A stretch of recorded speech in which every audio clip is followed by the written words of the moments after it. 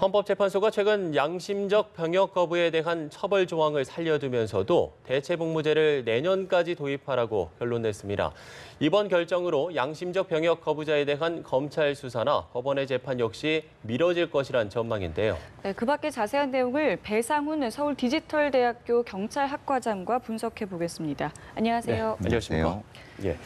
자, 7년 만에 헌재 결정이 났습니다. 이게 사실상 처벌을 유예하도록 하는 것이 골자인데 그럼 기존 수감자나 이미 처벌을 받은 사람의 경우에는 이게 변동이 없는 겁니까? 예, 그렇습니다. 병역법 88조 1항에 의해서 병역을 거부한 자, 정당한 사유 없이 거부한 자는 3년 이하의 징역으로 되어 있는데 예. 그 자체가 조항이 살아있기 때문에 그로 인해 재판을 받거나 이미 받은 사람들, 지금 있는 사람들 같은 경우는 아무런 영향이 없습니다. 다만 이제 1년 뒤에, 1년 반 뒤에 어떤 것이 바뀌는 것 자체는 대체복무제라는 제도를 만든다는 겁니다. 그러니까 예. 지금에 있는 처벌 조항 자체는 있는 거죠. 그렇다면 이 개정안이 만들어지기까지는 앞으로 이 수사나 기소는 어떻게 진행이 되는 건가요? 할 수 있고 실제로는 해야 되는 겁니다. 그런데 문제가 된 건 뭐냐면 검찰이나 수사기관이 이게 기소를 하게 되면은 재판하는 과정인데 재판이 1년 넘게 갈 수도 있고요. 예. 그럼 그때는 이미 이 실효성이 그렇죠. 없어지기 때문에 그때까지 이게 의미가 없다고 본다면 굳이 기소를 할 이유가 없는 거죠. 그럼 수사를 할 이유도 없는 거죠. 예. 그러니까 일단 보류. 이것이 이제 검찰이나 수사기관 쪽에 얘기가 될 수 있는 거고요. 좀 애매한 부분이 있습니다. 왜냐하면 그렇다고 이제 현행법을 어긴 사람들을 그대로 둔다는 것도 예. 사실 문제가 있는데 사실 좀 중간 이 과도기가 분명히 존재하는 건데요. 헌재에서도 그런 걱정을 하는 것 같습니다. 만약에 지금 이거 위헌 조항으로 해버린다고 하면은 사실 그 혼란과 지금 말씀하신 혼란에 대한 이 형평성, 그러니까 이 비중의 문제를 많이 걱정하는 것 같습니다. 예. 어찌됐든 이 종교적 신념을 양심적 병역 거부의 정당한 사유로 인정을 한 셈인 건데 그럼 이 법에서 말하는 양심은 이걸 좀 어떻게 정의를 내려볼 수 있을까요? 글쎄, 법에서 말한다는 것보다 일단 일반적인 양심, 예. 우리가 많이 이제 알게 된 양심수라고 하는 것은 과거에 그 김대중 전 대통령 같이 독재 정권하고 싸우면서 자기 어떤 신념을 포기하지 않는 그런, 그러니까 사회가 공론적으로 가지고 있을 수 있는 어떤 이 도덕률 같은 형태의 것인데 법에서 얘기하는 양심은 좀 다른 부분이 있을 수 있습니다. 왜냐하면 그것은 형평성이 있는 거죠. 왜냐하면 그러면 군대 갔다 온 사람은 양심이 없어서 갔다 오니 이런 문제가 될 수 있으니까 이제 예. 말 그대로는 그겁니다. 좋은 마음이라는 뜻인데 실제로는 원론적으로는 자기의 선택의 자유입니다. 양심이라는 것은. 예. 선택의 자유와 그 선택에 따른 책임의 자유가 인간한테는 천부적으로 주어졌다고 하는 것, 그게 이제 양심의 자유가 되는 거죠.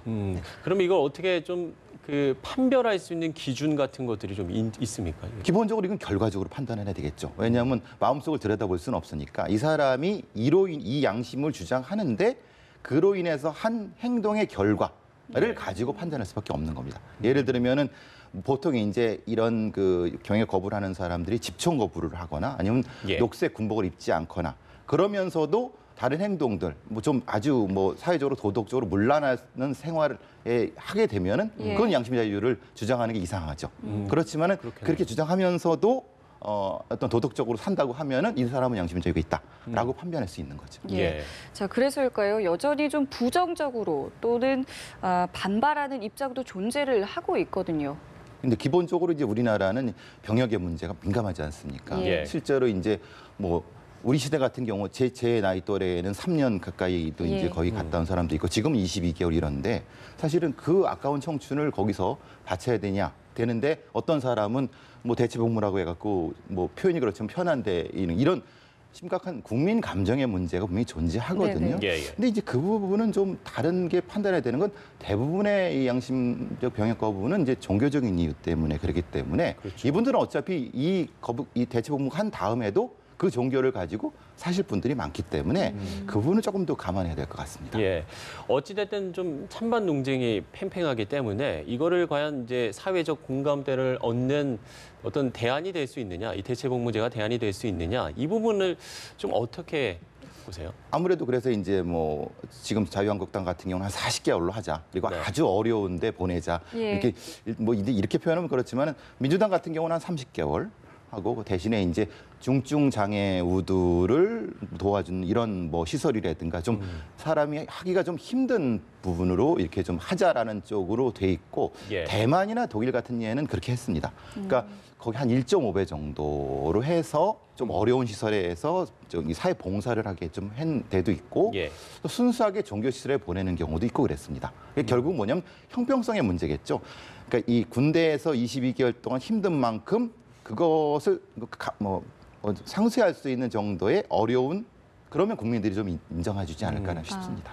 네, 저희가 앞서 그래프로도 내보내드렸습니다마는 이 대다수의 신도가 양심적 병역 거부를 택한 여호와의 증인에서는 그런데 이 국방부 산하의 대체 복무도 거부한다라는 입장을 내놨습니다. 결국에는 이제 순수한 민간 차원의 대체 복무만 가능하다라는 건데 이런 입장에 대해서도 고려를 할지 여부도 좀 궁금한데요. 이 양심적 병역 거부라는 게 여러 층위가 있습니다. 처음에 러시아 같은 데서는 집총 거부입니다. 총 자체를 안 잡겠다는 그런 주장이 있는 반면에 군복은 입겠다. 그런데 총은 안 잡겠다. 그리고 아예 군복도 안 입겠다. 지금 여호와의 증인분들은 아마 군복 자체를 입지 않고 조금 문제가 되는 건 뭐냐 국방부 산하에서 집단 그 생활을 하는 것 자체를 거부하는 것 같습니다. 그러니까 말하자면은 그게 아니라 대체 복무를 하되 민간, 그러니까 군복을 안 입은 상태에서 하는 것을 이분들은 원한다라고 얘기하는데 이게 제도적인 조금 조정이 필요할 것 같습니다. 왜냐하면 만약에 이거 가지고 이렇게 국방부에서 이걸 제도를 만들었는데 그럼 또 헌법재판소에 또 문제를 제기할 수 있으니까요. 그러니까 이제 그렇겠네요. 그럴 필요는 없고 굳이 조금 제도적인 부분에서는 이제 행정자치부로 이관하면서 이렇게 하는 것도 하나의 방법이 될 것 같습니다. 알겠습니다. 자, 다음 내용도 좀 짚어보도록 하겠습니다. 저희가 앞서서 리포트로 좀 전해드린 내용인데 양승태 대법원장 시절에 하창우 당시 대한변협회장을 사찰하고 또 압박한 정황이 검찰 수사에서 드러났습니다. 그러니까 이 사찰 내용 중에 부정적인 내용을 또 뭐 국세청이나 언론에 알리는 계획까지 포함된 것으로 드러났더라고요. 이게 상당히 심각한 부분이죠. 왜냐하면 국세청에서 말하자면 세금 자료 같은 거지 않습니까? 정확히 말하면 수임 자료 이런 부분들을 파악을 해서 국세청에 제공했다. 그럼 그걸 누가 어떤 그 권리로 그걸 했냐? 이건 심각한 문제가 되겠죠. 그걸 한 사람은 또 누구냐? 그러니까 아니 그 판사라는 사람들이 그거를 이제 다 정보를 모아 갖고 했다. 이게 되게 이상하지 않습니까? 그리고 변리사 문제라는 건 뭐냐면 변호사들이랑 지금 이제 법정에 이제 이게 또 출두하는 거, 소송을 대리하는 것 때문에 지금 심각하게 맞서고 있는 상태거든요. 그럼 변리사 단체한테 그것을 정보를 제공함으로써 이 변호사, 이거 말하자면 이 대한변협회장의 힘을 약화시키려고 하는 일종의 약간 좀 치사한 방법이죠. 말하자면 그런 것까지 동원했다는 것 자체가 사실 많이 충격적인 거죠. 이거는 심각한 그 현행법 위반일 수 있습니다. 이게 명백한 이제 민간인 사찰인 건데요. 왜 대법원 진상조사 때는 공개가 되지 않았을까요? 지금 이 상황은 뭐냐면은 이 하드 원본 파일을 제공한 것이 아니라 문서는 종이된 문서를 제공했는데 검찰에서는 일종의 여론전을 하고 있는 거죠. 그 내용 중에 있는 거를 이제 약간 좀 흘리면서 명분, 그러니까 하드 전체를 받아야 된다라고 명분인데 이 사실은 굉장히 충격적인 내용입니다. 그냥 흔히 말하는 판사가 판사에 대해서 일정 정도 무슨 자료를 이렇게 찾았다고 하면은 인사 자료를 썼다고 변명이 되지 않습니까? 그런데 이거는 판사라는 사람들이 전혀 대법원과 관련 없는 제3의 변협회장, 그러니까 민간인을 무엇을 했다. 이거는 그 범법 행위의 수준이 완전히 다르거든요. 그렇기 때문에 본인 말하자면 진상조사단에서는 아마도 꺼려했을 가능성이 없습니다. 뭐 말씀을 해주신 대로 검찰은 뭐 이 자료만 갖고는 이게 정확한 실체 규명이 어렵기 때문에 어떤 뭐 강제 수사 카드를 꺼내들 수도 있다라는 그런 전망도 좀 나오고 있는 것 같습니다. 앞으로의 좀 수사를 그러면 좀 어떻게 전망을 하십니까? 이게 이제 결국은 여론의 문제라고 보거든요. 어쨌든 검찰에서도 일단은 가지고 있는 상태를 그냥 흐지부지하면 본인들도 문제가 될 수 있으니까 그러면 근데 제공받은 종이 문서로 한다는 건 사실 있을 수가 없습니다.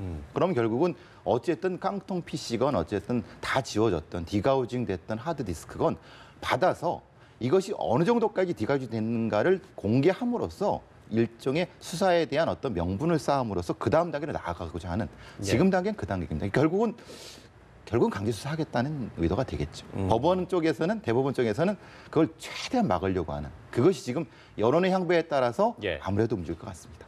네, 알겠습니다. 알겠습니다. 자, 배상훈 서울 디지털대학교 경찰학과장과 이야기 나눠봤습니다. 오늘 말씀 고맙습니다.